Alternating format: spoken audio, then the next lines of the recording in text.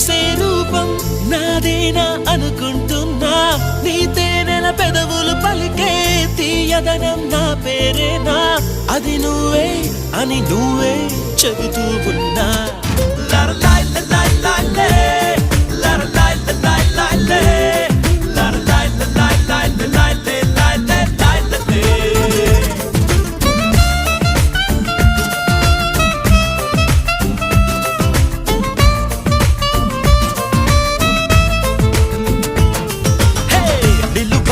నిన్ను ఎప్పుడైనా నువ్వు ఎవ్వరు అని అడిగేనా